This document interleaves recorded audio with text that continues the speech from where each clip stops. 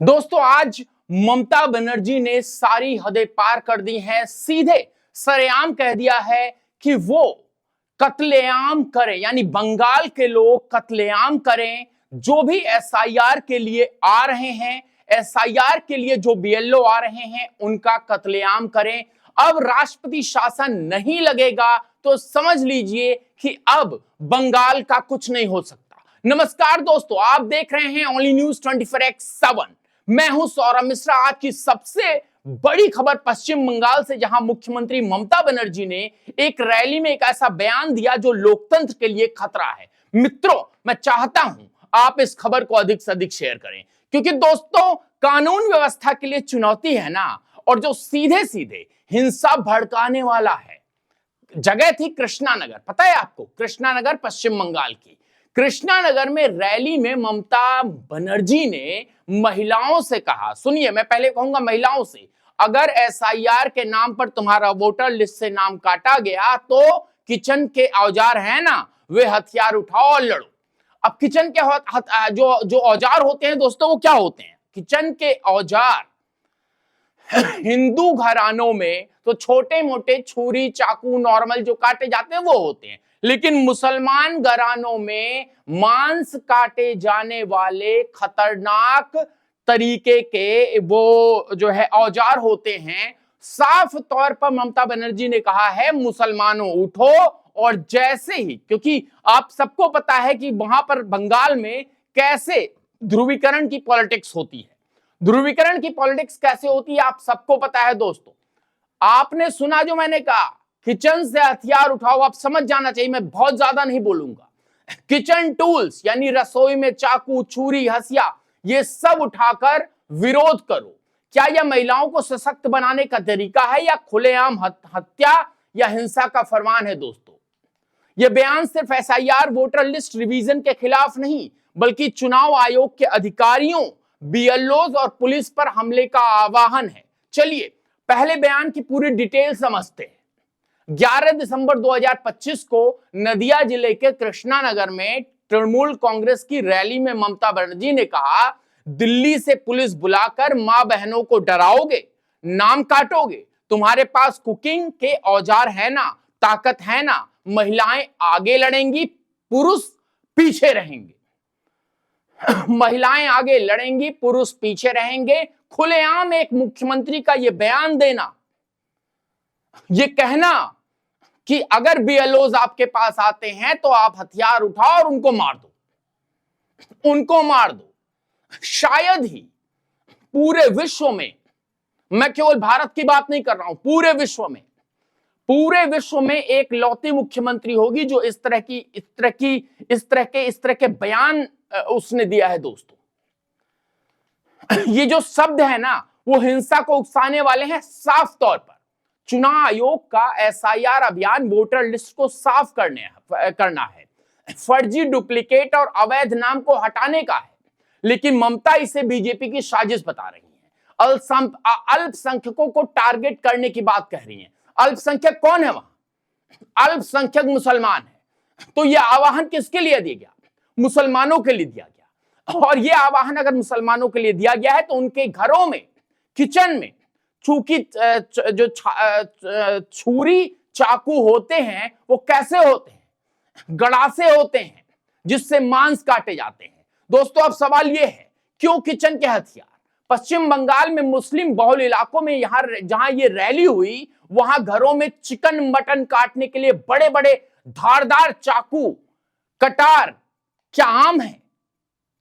यह ममता का इशारा यही है कि इन हथियारों को उठाओ और एसआईआर करने आए अधिकारियों पर हमला करो। यह सांप्रदायिक हिंसा का सीधा संकेत है। अब तनिक भी देर ना करते हुए राष्ट्रपति महोदया को त्वरित प्रभाव से राष्ट्रपति शासन लागू कर देना चाहिए वहां पर, और राज्यपाल को इसकी सिफारिश करनी चाहिए। मुस्लिम वोट बैंक को उकसा रही हैं और अपने घरों में तो हथियार तैयार ही है ना। उन्होंने कहा, चिकन काटने वाले अभी हत्या के लिए इस्तेमाल करें। यह सिर्फ भड़काऊ नहीं है बल्कि खतरनाक है। पहले संदेश खाली में हिंसा, पोस्ट पोल वायलेंस, रामनवमी पर दंगे, अब यह ममता बनर्जी के बंगाल को जंगल राज बना रहा है। विपक्ष का गुस्सा जायज है।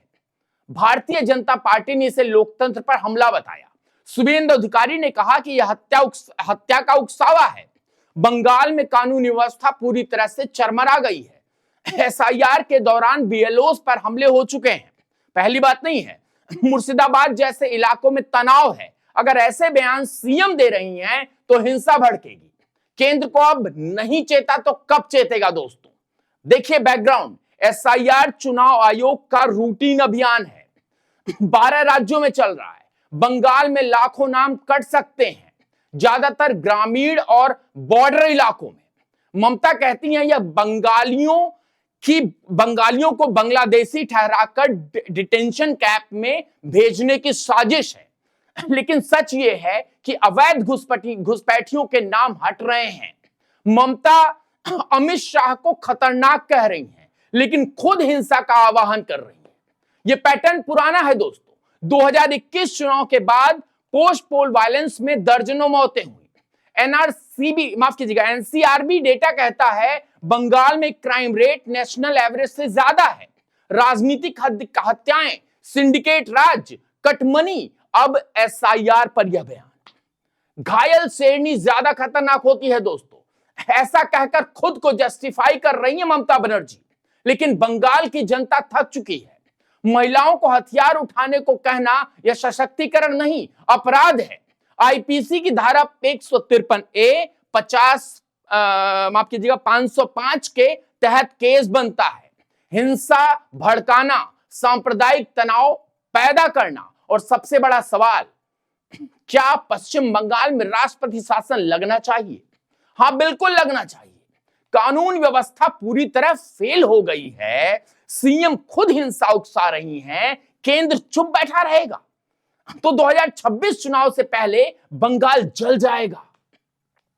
बीजेपी ने कई बार मांग की है, एक तरह कहें कि संभाल पाड़ा मुर्शिदाबाद की हिंसा आपको याद है ना दोस्तों। उसके बाद से मिथुन चक्रवर्ती ने कहा कि मिलिट्री डिप्लॉयड कर दो यहां। अब यह बयान आखिरी सबूत है। अनुच्छेद 365 लागू कर दो और राष्ट्रपति शासन लगाओ ताकि निष्पक्ष चुनाव हो सके। ममता बनर्जी वोट बैंक के लिए कुछ भी करेंगी। मुस्लिम घरों में चिकन मटन के हथियारों का इशारा करके सांप्रदायिक आग लगा रही हैं। यह एसेप्सिड्स की हद नहीं है, देशद्रोही की हद है दोस्तों। बंगाल की शांति, हिंदू मुसलमान एकता को खतरे में डाल रही है। दर्शकों, आप क्या सोचते हैं? क्या ममता का यह बयान माफ करने लायक है? क्या राष्ट्रपति शासन जरूरी है? अपनी राय कमेंट्स बॉक्स में बताएं। और आपसे अनुरोध है और साफ हम कहना चाहते हैं, जो कि सच साफ है, ममता बनर्जी बंगाल को हिंसा की आग में झोंक रही हैं। यह रोकना होगा, और अब नहीं तो कभी नहीं, कभी नहीं। और अगर अभी नहीं रोका गया, मैं बार बार बोल रहा हूं, अगर अभी नहीं रोका गया तो यह समझ लीजिए बंगाल आने वाले समय में जलेगा। क्योंकि अब पानी सर से ऊपर चला गया है। मुख्यमंत्री का यह कहना कि निकलो, हथियार निकालो, मारो, ये कौन मुख्यमंत्री कहता है भाई? ममता बनर्जी का यह कहना कि निकलो मुसलमानों, हथियार लेकर, जो घर में मटन चिकन काटने वाला है उससे बीएलओ की हत्या करो, ये क्या है? कमेंट्स बॉक्स में बताइए। बने रहिए, बहुत बहुत धन्यवाद।